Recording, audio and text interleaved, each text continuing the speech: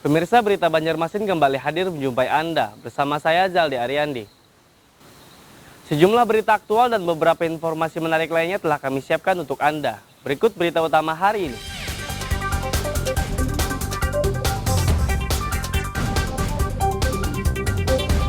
Kebakaran dua rumah di Binuang, Kabupaten Tapin menewaskan dua bocah kakak beradik.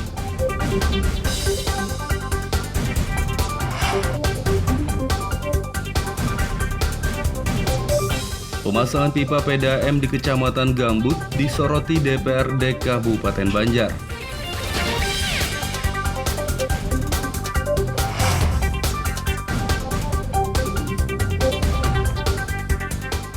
Kasus COVID-19 di Banjarmasin kembali meningkat dalam 2 pekan terakhir.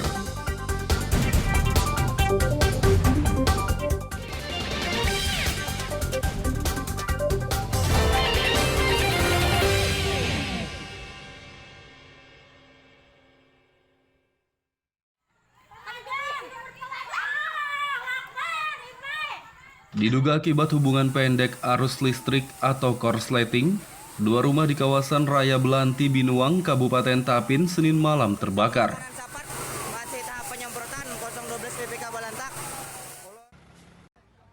Peristiwa kebakaran yang terjadi pada sekitar pukul 21 WITA tersebut menewaskan dua bocah kakak beradik berinisial R berusia 9 tahun dan U 4 tahun.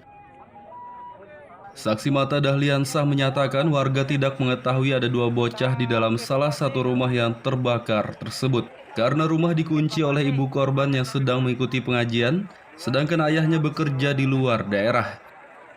Menurutnya warga baru mengetahui di rumah tersebut ada anak-anak saat ibu korban pulang, namun karena api sudah membesar dan upaya pemadaman terkendala akses yang sempit, kedua bocah kakak beradik itu pun tak bisa diselamatkan. Di sebelah rumah, pada itu anaknya goreng, keduanya kan, jadi anunya di pintunya ada pak di kunci. Pada itu kan mamanya mau menolong, mau kan ditolong mau nang waktu api anu kan mau menolong. Sudah besar apinya malah. Di tengah ya, jadi dia nih apa masyarakat ditangkap ya anunya. Dari mana aja Pak sumber apinya ini Pak? Langsung karena aja kita tahu, jadi langsung aja anunya. Itu Pak kejutan nggak saat itu Pak? Atau langsung ganal kah atau halus sih sebenarnya hanya tahu masyarakat? Langsung sudah kenal, jadi kan tidak kau membantu lagi, mana tahu ya anak-anaknya ada di dalam juga, ada kau membantu lagi, apinya sudah langsung ganal itu Pak. Sebelum api ganal itu ada mendengar suara teriakan lah Pak? Ada juga lagi. Nyanyi guring, lihat punya anaknya guring.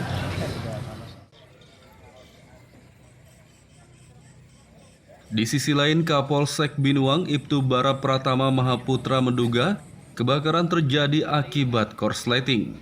Namun untuk mengetahui penyebab pasti kebakaran, pihaknya masih melakukan penyelidikan. Itu ibu korban sedang melaksanakan pengajian di seberang rumah. Dan ada laporan warga bahwa rumah ibu korban ini terbakar dan masyarakat pun mendobrak pintu dan tidak bisa menyelamatkan dua korban yang terbakar dikarenakan pada saat masyarakat masuk apinya sudah membesar. Penyebab sendiri? Untuk penyebab sendiri, untuk sementara diakibatkan korsleting listrik dan sampai saat ini kami lakukan penyelidikan lebih lanjut lagi. Ada kendala saat melakukan? Kendala pada saat pemadaman, mungkin akses jalan ke sananya terlalu sempit. Polisi masih menyelidiki penyebab kebakaran yang menghanguskan dua unit rumah dan menewaskan bocah kakak beradik tersebut. Dari Kabupaten Tapin, Muhammad Lutfi Darlan dan Abdillah melaporkan.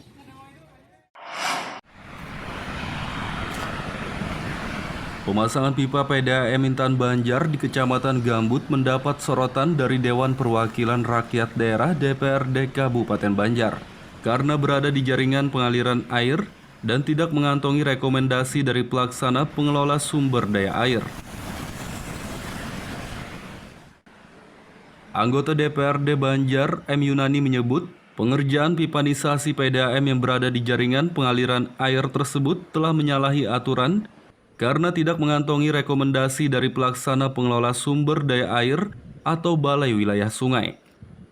Nah, kemudian di sana menyatakan yang kita sangat kecewa itu adalah salah satunya ya, bahwa pihak PDAM dalam hal ini direktur utamanya mengatakan bahwa sungai di Gambut itu adalah drainase biasa. Nah, itu sangat kita mengecewakan. Artinya dianggap bahwa tidak ada sungai di sana, tidak ada anak sungai di sana. Yang jelas di dalam RT RW kita sejak 2013 di sana tuh adalah sungai. Ini yang terjadi. Nah, oleh karena itu alangkah baiknya sementara ini, karena apa? Setelah kita lakukan rapat kemarin, ternyata koordinasinya baru kemarin. Sedangkan pekerjaannya sudah lama dimulai sudah. Harusnya sebelum dimulai pekerjaan harus koordinasi dulu. Ini kan Pemda pemerintah daerah sampai tidak tahu. Menanggapi sorotan anggota DPRD Banjar, Dirut PDAM Intan Banjar Saiful Anwar menyatakan, pemasangan pipa PDAM di Kecamatan Gambut telah mendapat rekomendasi teknis dari Balai Jalan karena jaringan pengaliran air itu merupakan drainase dan masuk kewenangan Balai Jalan. Ke saluran drainase yang di bawah, jadi bukan sungai, itu drainase dengan lebarnya 1 meter. Nah, dengan izin itu pihak PDAM membuatlah satu tim untuk penyusunan dokumen dengan Pokja semuanya dan pendampingan dengan Kejati serta audit review di BPKP, juga turun ke lapangan melihat dengan situasi kondisi kan. Nah, jadi sekali lagi kami PDAM Intan Banjar, pipa yang di permukaan itu akan ditenggelamkan nanti dengan 1,5 meter, dengan jumlah 2 meter itu muncul, dengan 1,5 meter itu kan tinggi ya. Maka air yang saluran airnya itu berfungsi dengan apa yang kita harapkan, insya Allah itu jalan, jadi bukan dimatikan. Pemasangan pipa di Kecamatan Gambut ini bertujuan untuk memenuhi kebutuhan air bersih bagi masyarakat di 6 kecamatan, yakni Kecamatan Gambut, Kertak Hanyar, Sungai Tabuk, Tatah Makmur, Beruntung Baru, dan Aluh-Aluh.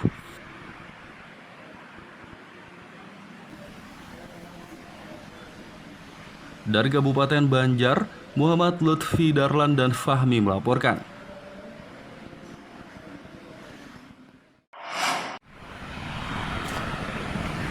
Polemik pemasangan pipa PDAM Intan Banjar di Kecamatan Gambut yang mendapat sorotan dari Dewan Perwakilan Rakyat Daerah DPRD Kabupaten Banjar menemui titik terang. Proyek bernilai puluhan miliar tersebut rekomendasi teknisnya tak hanya dari Balai Jalan saja, tapi juga akan diselaraskan dengan rekomendasi dari Balai Sungai. Sekda Kabupaten Banjar Muhammad Hilman menyatakan, jaringan pengaliran air yang menjadi lokasi pemasangan pipa PDAM dulunya memang anak sungai, namun sekarang telah beralih fungsi menjadi drainase dan masuk dalam kewenangan Balai Jalan. Meski demikian, dalam rapat bersama yang telah digelar beberapa hari lalu, disepakati bahwa proyek pemasangan pipa tersebut akan diselaraskan, sehingga PDAM Intan Banjar harus meminta rekomendasi teknis juga kepada Balai Sungai, dan pipa sepanjang hampir 6.000 meter tersebut akan dibenamkan agar tidak mengganggu jaringan pengaliran air. Penanaman pipa itu yang akan didiskusikan, nanti akan keluar rekomendasi teknis dari Balai Wilayah Sungai Kalimantan 3 hingga pada saat nantinya diperlukan normalisasi saluran untuk fungsi agar kawasan tidak mereduksi genangan pada kawasan dan juga untuk fungsi pertanian itu tidak terganggu. Nah, inilah yang akan dilakukan beberapa waktu yang akan datang. Insya Allah besok hari Jumat ada pertemuan juga yang dilaksanakan di PDAM dan ada pertemuan-pertemuan dengan pengukuran di lapangan hingga nanti bisa dikombinasikan rekomendasi teknis yang dikeluarkan oleh Balai Besar Jalan Nasional dan rekomendasi teknis yang dikeluarkan oleh Balai Wilayah Sungai Kalimantan 3.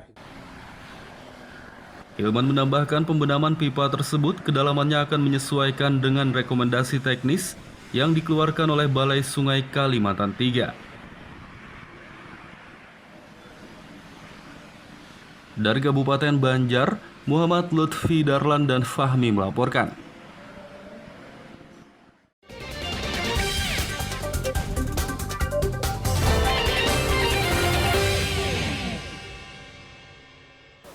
Pemirsa masih bersama kami dalam Berita Banjarmasin. Bagi Anda yang baru bergabung, berikut Berita Banjarmasin utama hari ini.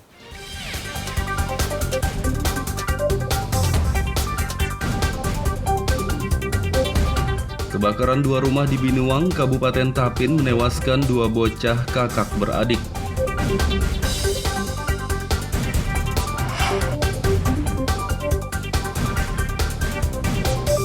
Pemasangan pipa PDAM di Kecamatan Gambut disoroti DPRD Kabupaten Banjar.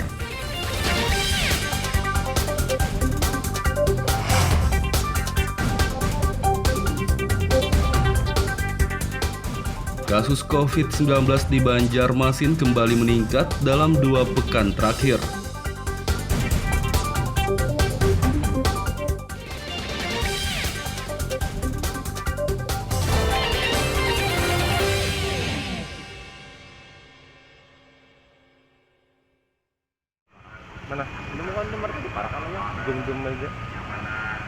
Kasus COVID-19 di Banjarmasin kembali meningkat dalam 2 pekan terakhir. Tim Satgas COVID-19 Banjarmasin pun mulai bersiap untuk mengantisipasi lonjakan kasus COVID-19.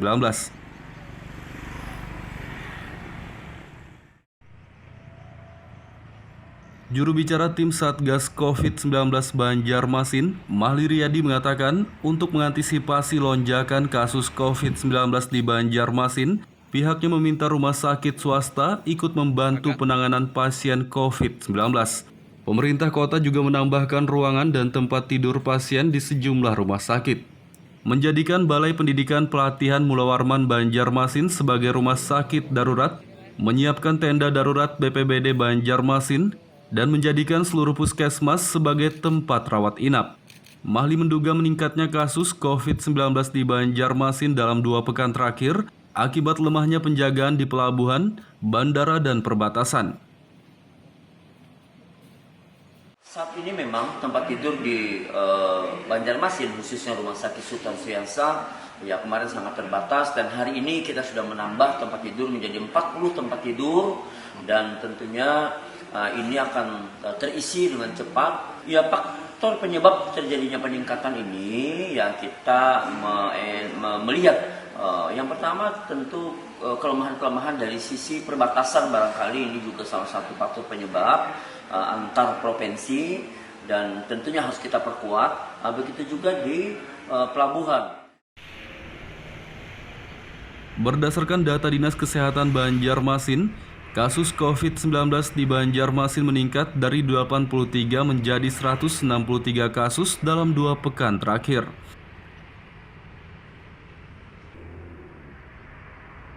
Dari Banjarmasin, Muhammad Lutfi Darlan dan Fudail melaporkan. Terdapat berbagai macam tipe vaksin corona. Lantas, apa perbedaan antara vaksin-vaksin ini? Apakah ada yang lebih manjur dari yang lain? Ratusan warga di kota Banjarbaru ikuti vaksinasi COVID-19 massal yang diselenggarakan oleh Kejaksaan Negeri Kejari Banjarbaru. Perbedaan antara vaksin-vaksin corona ini, perbedaan terbesar diantaranya adalah perbedaan berdasarkan cara.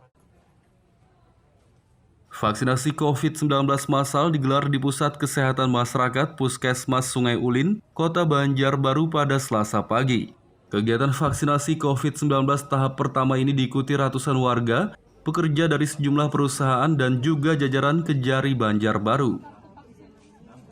Salah satu warga Banjarbaru, Rizky, mengaku awalnya takut divaksinasi COVID-19, namun kini ia menyadari vaksin COVID-19 penting dan sangat bermanfaat untuk meningkatkan antibodi tubuh.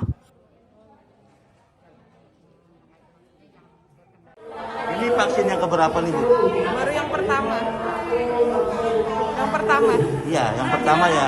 Terus gimana rasanya divaksin pertama nih, Bu? Gugup sih. Gugup ya? Gugup, tapi harus berani. Iya. Kenapa Ibu mesti bervaksin? Buat jaga diri aja. Sebelumnya ada nggak mau vaksin atau gimana, Bu? Awal-awalnya sih takut, tapi nggak apa-apa sebenarnya. Iya. Ada desakan yang lain jadi Ibu vaksin? Enggak. Kesadaran diri ya? Senada dengan warga Banjarbaru lainnya, Emi Esniwati juga menyatakan mengikuti vaksinasi COVID-19 untuk meningkatkan antibodi tubuh agar mengurangi resiko terpapar virus corona. Ibu-ibu hari ini rencana mau ke puskesmas ini ngapain, Bu? Mau vaksin untuk yang pertama. Gimana rasanya, perasaan atau gimana? Sejauh ini baik-baik saja karena tadi saya sudah sarapan minum susu, jadi memang sudah diniatkan untuk vaksin. Sudah siap, Bu, ya? Iya. Paling tidak punya antibodi ya, jadi paling tidak kalaupun suatu saat saya sudah punya antibodi di dalam. Walaupun sejauh ini tetap baik, masker tetap, hand sanitizer tetap, jaga jarak tetap. Di sisi lain, Kepala Kejaksaan Negeri Banjarbaru Andri Irawan mengatakan, kegiatan vaksinasi COVID-19 massal ini digelar dalam rangka peringatan Hari Bakti Adiaksa ke-61 dan HUT ke-21 Ikatan Adiaksa Dharma Karini.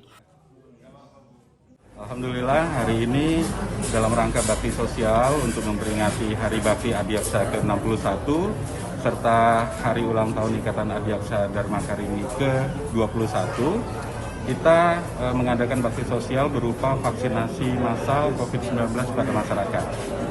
Alhamdulillah antusiasme masyarakat banyak sekali yang datang pada hari ini.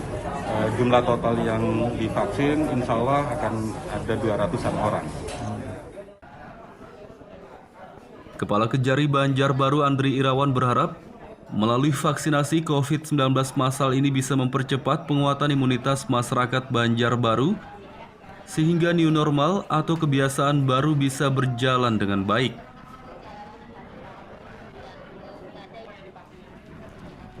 Dari Banjarbaru, Muhammad Lutfi Darlan dan Fahmi melaporkan.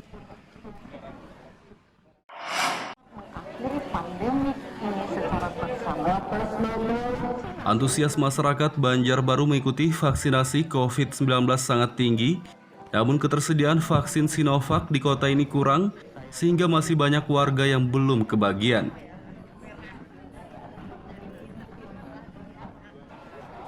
Kepala Dinas Kesehatan Kota Banjarbaru Rizana Mirza mengatakan, vaksin COVID-19 yang tiba pada bulan Juni lalu telah disebar untuk 22 puskesmas di Banjarbaru. Menurutnya antusias masyarakat Banjarbaru untuk divaksin sangat tinggi, namun hingga kini belum ada tambahan vaksin COVID-19 dari pemerintah pusat. Ia menduga saat ini pemerintah pusat lebih memprioritaskan pengiriman vaksin COVID-19 untuk Pulau Jawa dan Bali, karena kasus COVID-19 di daerah tersebut cukup tinggi. Nah, kemudian sudah kami sebar ke 22 fasilitas pelayanan kesehatan yang ada, ya. Nah, sampai sekarang belum ada tambahan vaksin, Pak. Sementara masyarakat sudah antusias sekali untuk vaksinasi ini. Karena kami bisa memahami, mungkin di pusat itu karena sementara ini yang datangnya dari negara pembuat vaksin itu ya dari luar negeri itu juga terbatas. Kemudian juga sepertinya diprioritaskan untuk Pulau Jawa dan Bali yang sekarang kasusnya sangat cukup tinggi ya, di sana dilaksanakan. Jadi mungkin sekitar di sana yang paling banyak. Tapi nggak apa-apa, silahkan masyarakat daftar dulu. Nanti kalau vaksinnya datang, waiting list di puskesmas masing-masing akan kita lakukan vaksinasi. Di sisi lain, Wali Kota Banjarbaru Aditya Mufti Arifin berharap pemerintah pusat segera mengirim vaksin COVID-19 tambahan agar vaksinasi COVID-19 untuk masyarakat Banjarbaru berjalan dengan lancar. Jadi kalau kita bicara mengenai ketersediaan vaksin begitu, memang sampai hari ini ketersediaan vaksin di Kota Banjarbaru sangat terbatas. Karena terakhir pengiriman sekitar 2 minggu, 3 minggu yang lalu. Dan sampai hari ini kita belum mendapat lagi tambahan vaksin begitu. Nah, kita berharap pada pemerintah pusat untuk menambah dan cepat mengirimkan vaksin tambahan agar kita bisa melaksanakan vaksin kepada masyarakat yang lebih luas. Hingga saat ini warga Banjarbaru yang sudah divaksinasi COVID-19 berjumlah sekitar 68.000. Jumlah tersebut baru 35% dari jumlah keseluruhan warga kota Banjarbaru. Sedangkan target program vaksinasi COVID-19 di kota ini 70% dari jumlah warganya. Dari Banjarbaru, Muhammad Lutfi Darlan dan Fahmi melaporkan.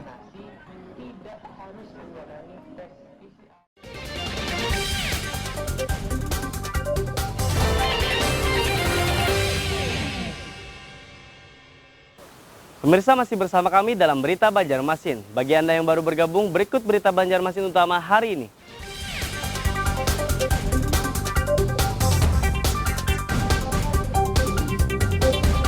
Kebakaran 2 rumah di Binuang, Kabupaten Tapin menewaskan 2 bocah kakak beradik.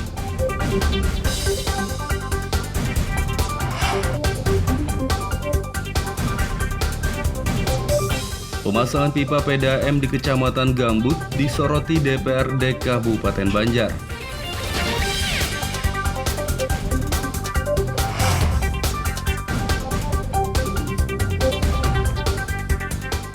Kasus COVID-19 di Banjarmasin kembali meningkat dalam 2 pekan terakhir.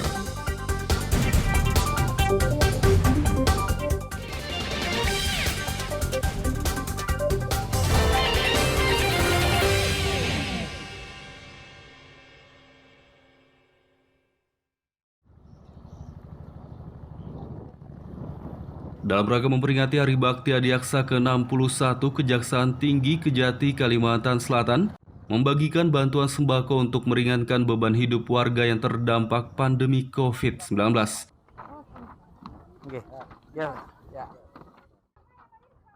Kejati Kalsel menggelar peringatan Hari Bakti Adiaksa ke-61 pada Selasa pagi, kali ini dengan membagikan 3.000 paket sembako kepada warga terdampak pandemi COVID-19 di Banjarmasin.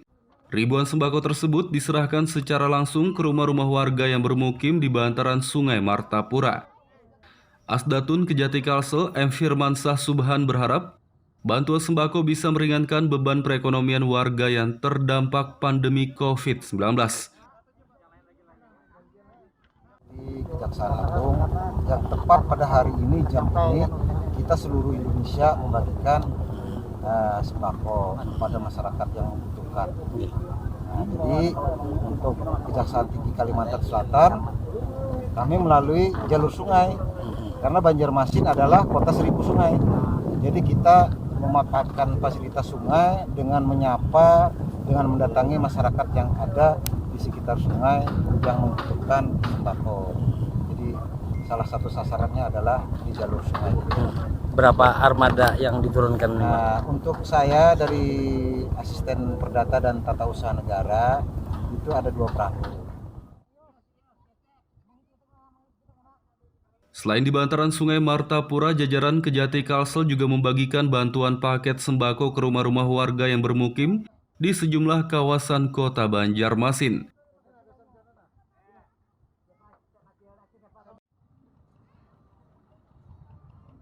Dari Banjarmasin, Muhammad Lutfi Darlan dan Aryadi Sukma melaporkan.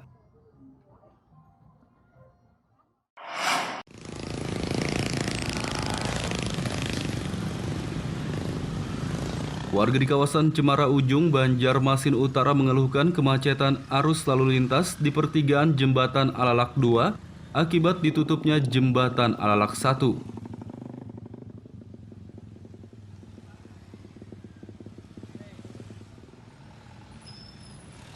Jembatan Alalak 1 yang sebelumnya dibuka untuk memecah kemacetan di Jalan Cemara Ujung, Banjarmasin Utara kembali ditutup sejak 8 Juli lalu untuk penyelesaian proyek Jembatan Sungai Alalak dan pembongkaran Jembatan Kayu Tangi Ujung 1. Dengan ditutupnya Jembatan Alalak 1, arus lalu lintas di pertigaan Jembatan Alalak 2 menjadi macet total. Warga dan pengendara pun mengeluhkan kondisi kemacetan arus lalu lintas tersebut dan menilai kemacetan terjadi akibat ditutupnya Jembatan Alalak 1. Salah satu warga, Samsul Bahri, menyatakan kemacetan juga terjadi akibat minimnya penjagaan petugas sehingga banyak pengendara yang melawan arus. Tarik lah, itu gara-gara apa teman? Itu tumpuk di sana kah atau kayak apa sih? Nangka ini nih? Nangka ini semalam itu razia itu Bang, belum dengar informasi razia. Nah itu lah, razia knalpot ya. Berarti berapa hari Bang mulai macet? 2 hari sudah lah, yang macet bener nih. Macet. Jangan ada lawas Bang macetnya. Paling sejam ada macetnya. Kalau yang melawan arus itu kira-kira kalau dari pian seorang itukah salah satu faktorkah mulai kemacetan yang melawan arus kan kadang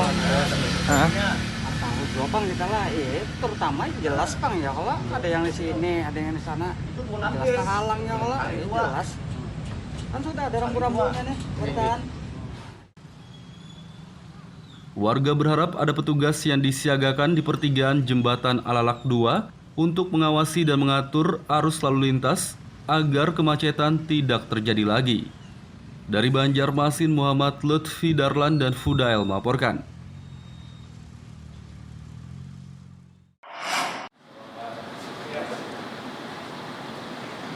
Sempat lowong beberapa bulan, 5 jabatan strategis di Dinas Tenaga Kerja dan Transmigrasi di Snaker Trans Kalimantan Selatan akhirnya terisi. Pelantikan 5 pejabat di Snaker Trans Kalsel berlangsung pada akhir pekan lalu di Gedung Idham Khalid, Kota Banjarbaru oleh penjabat Gubernur Kalsel Safrizal. Kelima pejabat yang dilantik yakni Sabrina Hermanasari menduduki jabatan Kepala Balai Pengawasan 1, Tamrin sebagai Kepala Balai Pengawasan 2, Muhammad Nur Kepala Balai Pengawasan 3, Purwoko sebagai Kepala Balai Pengawasan 4, dan Subagio Kepala Bidang Disduk Capil dan KB Kalsel. Penjabat Gubernur Kalsel Safrizal meminta kelima pejabat baru di Snaker Trans bekerja maksimal dan amanah. Makin lama menuju ke makin baik. Oleh karenanya bentar-bentar menyesuaikan diri dengan arah perubahan. Umur yang lanjut, umur yang tidak berarti tidak bisa menyesuaikan dengan perubahan. Enggak, semua kita menyesuaikan dengan perubahan. Karena yang dapat menyesuaikan diri dengan perubahan, itulah yang akan eksis. Oleh karenanya pesan saya pada Bapak Ibu sekalian, pertama, satu, tetap setia pada negara kesatuan Republik Indonesia dimanapun tugasnya. Selain bekerja maksimal dan amanah, Safrizal juga meminta kelima pejabat baru di Snaker Trans memberi pelayanan yang baik kepada masyarakat.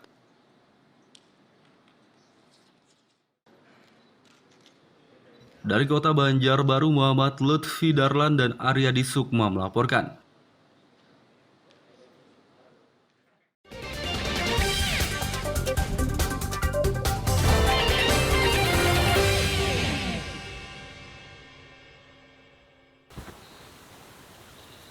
Pemirsa, berita Banjarmasin kembali hadir menjumpai Anda bersama saya Zaldi Ariandi.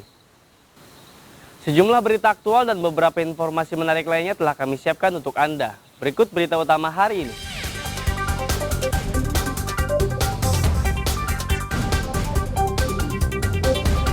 Kebakaran 2 rumah di Binuang, Kabupaten Tapin menewaskan 2 bocah kakak beradik.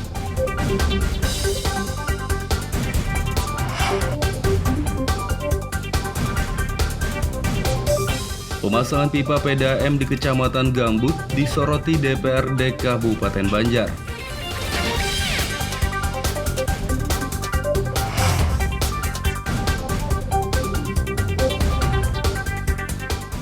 Kasus COVID-19 di Banjarmasin kembali meningkat dalam 2 pekan terakhir.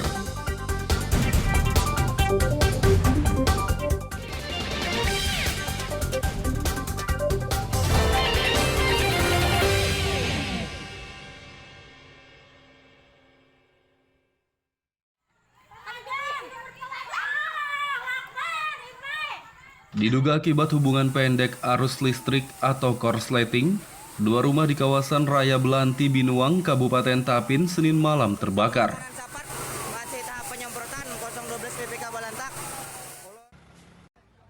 Peristiwa kebakaran yang terjadi pada sekitar pukul 21 WITA tersebut menewaskan 2 bocah kakak beradik berinisial R berusia 9 tahun dan U 4 tahun. Saksi mata Dahliansah menyatakan warga tidak mengetahui ada 2 bocah di dalam salah satu rumah yang terbakar tersebut karena rumah dikunci oleh ibu korban yang sedang mengikuti pengajian, sedangkan ayahnya bekerja di luar daerah. Menurutnya warga baru mengetahui di rumah tersebut ada anak-anak saat ibu korban pulang, namun karena api sudah membesar dan upaya pemadaman terkendala akses yang sempit, kedua bocah kakak beradik itu pun tak bisa diselamatkan. Di sebelah rumah, pada itu anaknya goreng keduanya kan, jadi anunya di pintunya ada pak di kunci. Pada itu kan mamanya mau menolong, mau kan ditolong mau nang waktu api anu kan mau anak sudah besar apinya pak di tengah ya, jadi dia nih apa masyarakat ditangkap ya anunya. Dari mana aja pak sumber apinya ini pak? Langsung karena jadi langsung aja apinya. Itu pak kajutan nggak saat itu pak, atau langsung ganal kah atau halus sih sebenarnya, hanya tahu masyarakat? Langsung sudah kena, jadi kan tidak kau membantu lagi, mana tahu ya anak-anak yang ada di dalam juga ada kau membantu lagi, apinya sudah langsung ganal itu pak. Sebelum api ganal itu ada mendengar suara teriakan lah pak? Ada jalan gitu. Nyanyi guring, anak punya anak guring.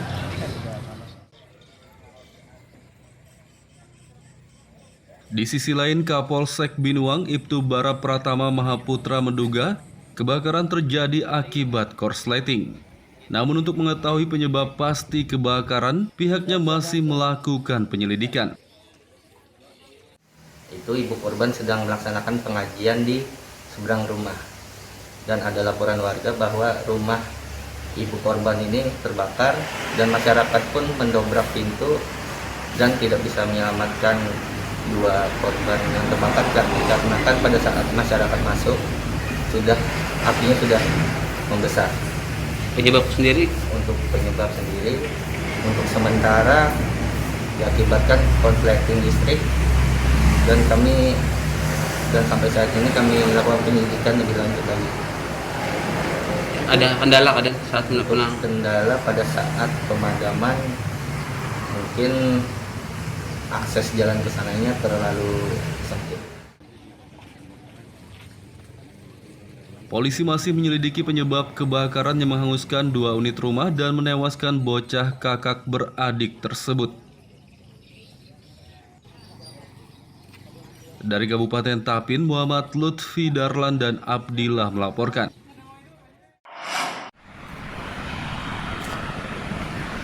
Pemasangan pipa PDAM Intan Banjar di Kecamatan Gambut mendapat sorotan dari Dewan Perwakilan Rakyat Daerah DPRD Kabupaten Banjar karena berada di jaringan pengaliran air dan tidak mengantongi rekomendasi dari pelaksana pengelola sumber daya air. Anggota DPRD Banjar, M. Yunani menyebut, pengerjaan pipanisasi PDAM yang berada di jaringan pengaliran air tersebut telah menyalahi aturan karena tidak mengantongi rekomendasi dari pelaksana pengelola sumber daya air atau Balai Wilayah Sungai.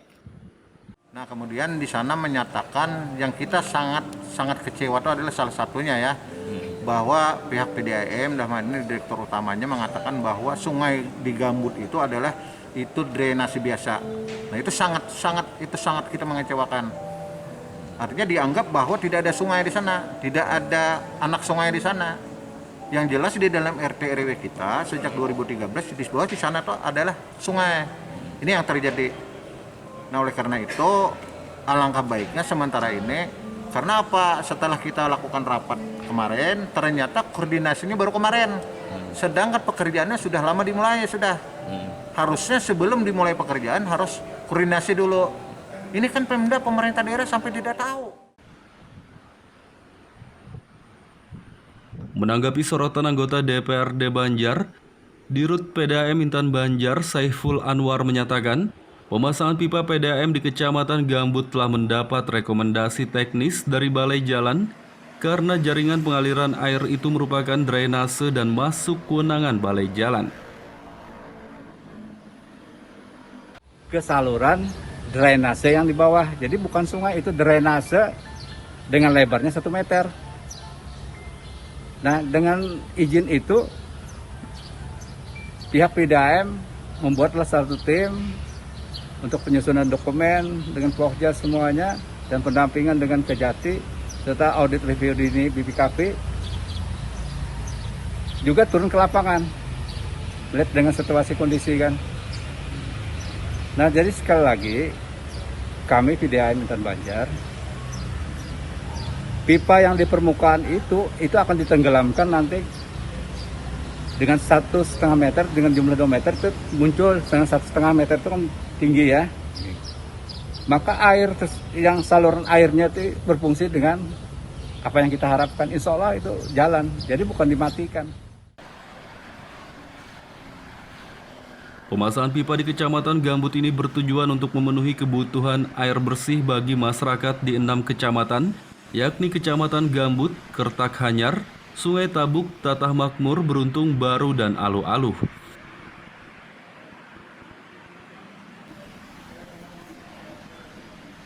Dari Kabupaten Banjar, Muhammad Lutfi Darlan dan Fahmi melaporkan.